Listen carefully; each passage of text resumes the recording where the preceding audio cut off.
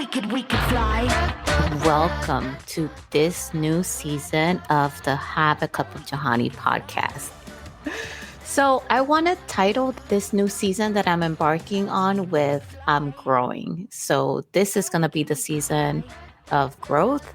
And that's what I'm going to share with you throughout the season. So I thank you for coming over here and sitting with me. And I hope you enjoy. Hello, everyone. So today we are going to talk about book betrayals. Are you ready? 1, 2, 3. Let's get it. All right. I'm so super excited about this, but I need to preface this by saying that I am not here to say that the book we will be discussing today is a bad book. By no means is it a bad book. The writing is superb. The history and the research that went into the history, because this is a historical Gothic novel, is superb as well. The Mexican representation as well as the cultural representation was right on point as well. What we will be discussing here is the expectation a book gives to the reader based on its appearance, because yes, book covers matter quite a lot, as well as the genre identification used for these books and how that translates to the expectations a reader has when cracking that spine open. If you're a spine cracker, you monster. And then what ensues from there. So the book that I'm talking about is Isabel Cañas' Vampires of El Norte. So I love to do kind sandwiches. That's usually how I do evaluations and things of that nature. So let's start with some of the good things in this book. So the book cover was amazing. If you look at this book cover, it's very Gone with the Wind, but better because it's Mexican. I love it. It has like the lady, which I'm assuming is the main character, Nina, and she has like the desert backdrop in the book, and it's dark, right? And she has this blood red dress on that is very poofy. Yes, like this book takes place in 1840s, right? So the style, the dress, it looks amazing. So the book cover really sold me. And then the title, of course, I love it. Vampires of El Norte. Like something about Isabel Cañas is that she's going to have Spanish words in her title and in her book, and I give a fuck. And I love this about her. I love this. I do the same thing when it comes to my books, and I don't translate the words either because I don't have to.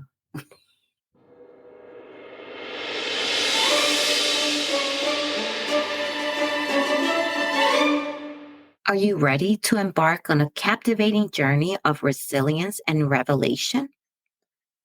Get ready to immerse yourself in the extraordinary world of Isla Delgado, a 9-year-old girl who has experienced more than her fair share of trauma.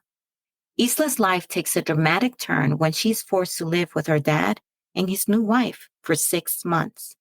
Her anxiety intensifies as she becomes convinced that her stepmom is an evil witch. But Isla is determined to protect herself and expose her stepmom's true nature. As the gripping story unfolds, Isla discovers that things aren't always as they seem. People are saying, while the alarming trend of attempting to ban books continues in the United States, this book is a fantastic reminder of the power that books have. A child will read this story and feel seen, heard, and hopefully feel some peace. For children of the appropriate age, this book provides the opportunity for a wonderful exercise in empathy. The message of this story is truly something a lot of children out there, and even some adults, might need to hear. Join Isla on a transformative journey of self-discovery, where she learns that even the most traumatic experiences can be triumphantly overcome with the power of love and understanding. Mrs. Frenchie's Evil Ring is available everywhere books are sold.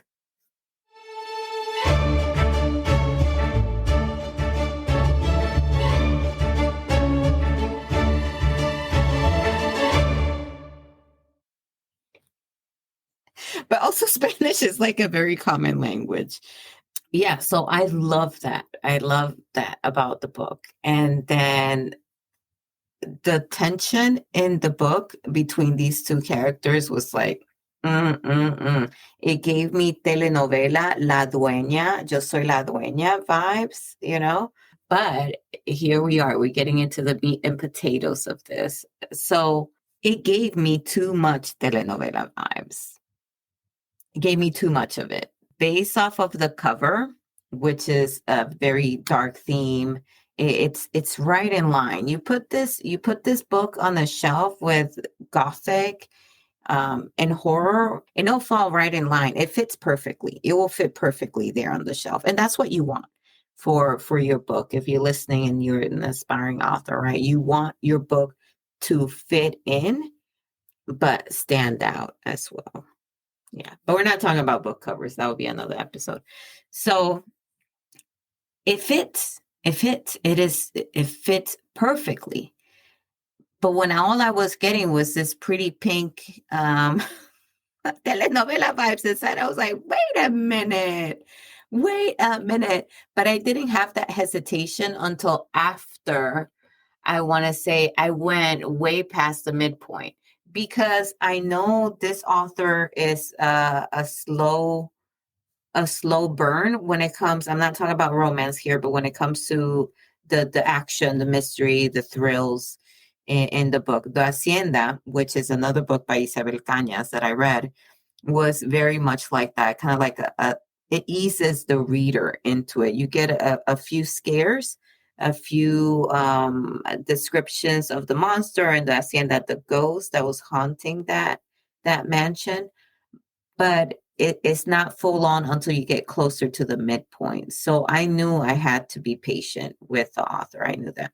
But long and behold, when I get to the mid part of it, and it's still very much telenovela, you're not listening to me, and they're going back and forth with the miscommunication trope that is very prevalent in the romance genre.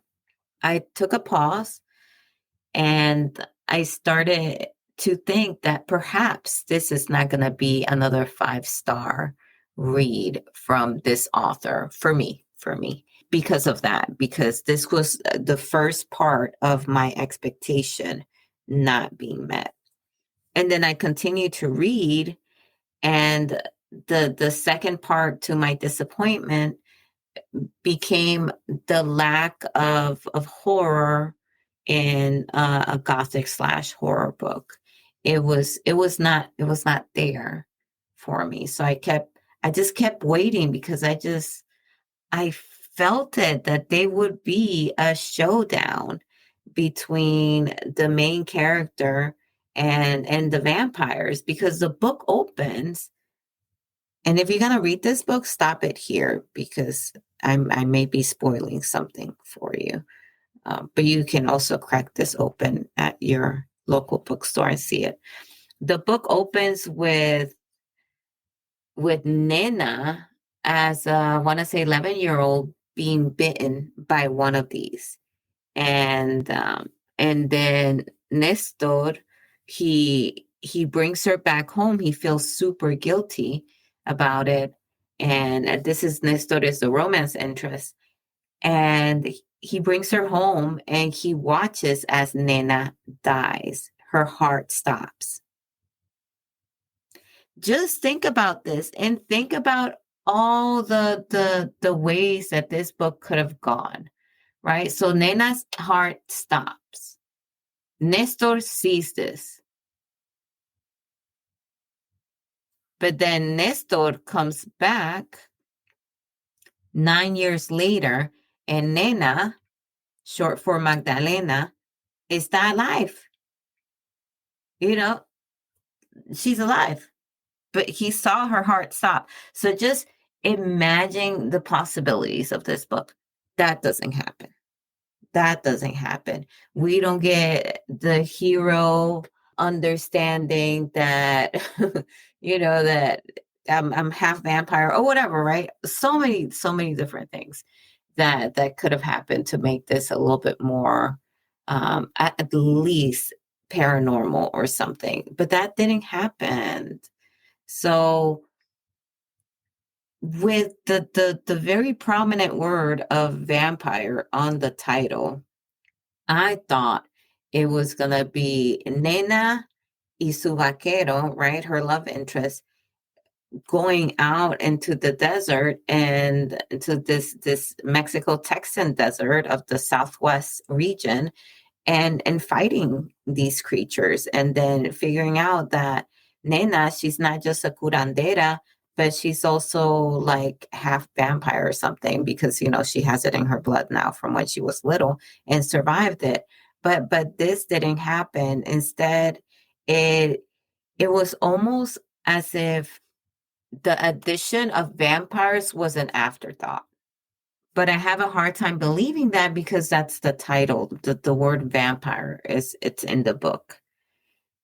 But I'm saying it's an afterthought because this book was more about Nena y Nestor reconnecting after like 9 years of him thinking that she was dead and her thinking that she left them, because apparently her parents kept that away from her, that she had actually died and she doesn't remember anything.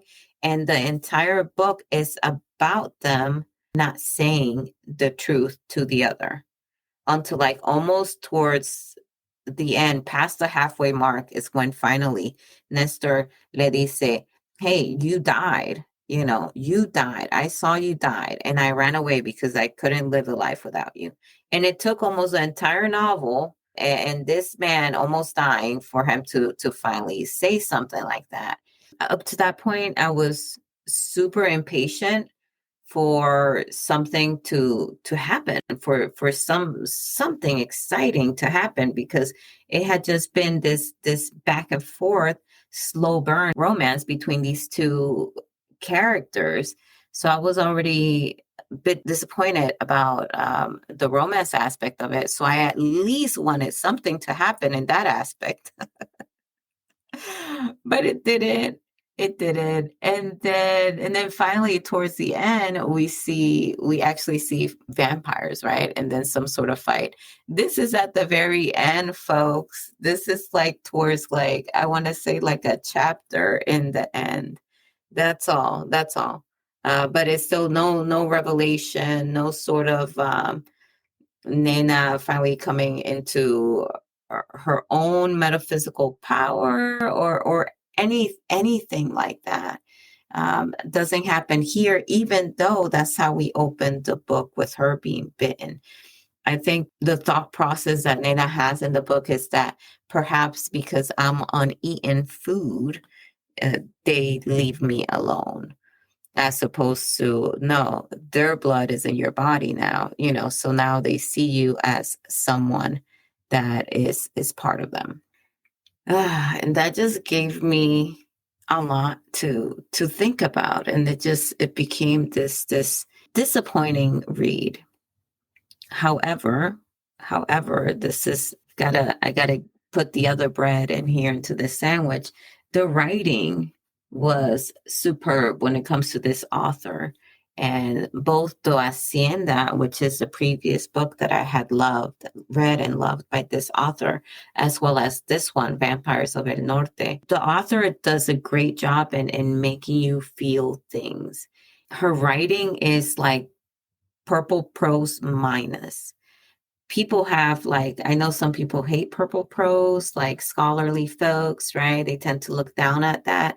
But to me, that is beautiful.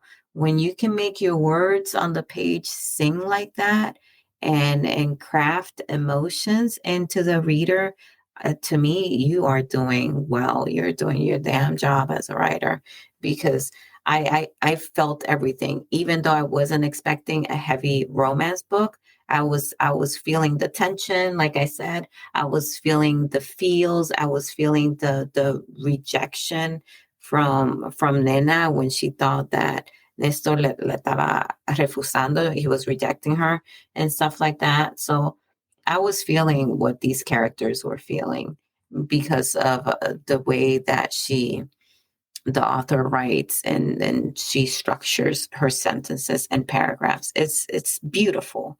So I suggest when it comes to this book, because the writing is so beautiful, that this book should be textually read as opposed to listened. I listened to it, and it's still beautiful, because the thing is with beautiful writing is that it has beautiful rhythm as well. It's almost poetic in a sense. So it sounds just like I'm doing a chef's kiss here. It sounds amazing.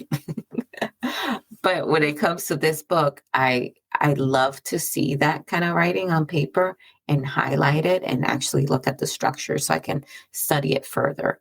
That's how good it is. And another thing that I completely enjoyed was how, while the characters got on my nerves, they reminded me a whole lot about my family from my husband's side. So I was like, wow, super relatable, super relatable. And the whole aspect of what will people think kind of aspect that is still very relevant in Latin American culture, period. And I see that in my own family, and how sometimes their whole lives are structured in a way to satisfy other people's perceptions. And that can be so binding. And you see that here. So you can tell that the author was writing either from experience or from a very well thought out research that she did. And I found the behaviors of the family to be super relatable and the culture to be super relatable. So I enjoy that. Like I said before on my TikTok videos, whenever I feel seen in books, it's like a warm hug to me. When I see my culture represented, when I see things represented of those things that I know and love, then it's like a warm hug to me to read that book. So yeah, I gave this book a 4 stars because of that, because the writing was amazing, and the representation, it's great as well, and it was there and it hit those notes. And I took 1 star because of the heavy romance themes in here, which did not meet my expectations when it comes to this book. But it didn't stop me from being entertained, and it didn't stop me from finishing the book. So that's why I gave it 4 stars. So, what I learned from this experience going forward is that I will ask more specific questions about the book, because I did a lot of assuming here. Yes, the book cover is supposed to represent the genre, but I like the wave of hype that came through Book Talk kind of like swallowed me whole, and I bathed in it, and I went ahead and and got this book under different assumptions, or incorrect assumptions, I should say. So going forward, for sure, I will be asking more poignant questions, so that way I can be satisfied when I read a book. And if you're listening to this and you're into gothic books with heavy romance plot, then this book is for you. If you're a slow burn romance girly reader, shit, definitely this book is for you. You are going to love this. This is a historical slow burn romance. You will be like munching at the bits per se. So go for it. I think you would enjoy it a lot. And from what I've been seeing on TikTok, I'm so old, I say TikTok. A lot of people are enjoying this book as well. So yeah, so check it out. And I will talk to you next Wednesday. Thank you for being here with me. I hope you got something out of this and let me know either in the comments, but I don't really see comments. So email me at joa@haveacupofjoanny.com and send me any suggestions of what you want to hear from me. And I will respond in kind. All right. See you next Wednesday. Bye. Oh, we could fly.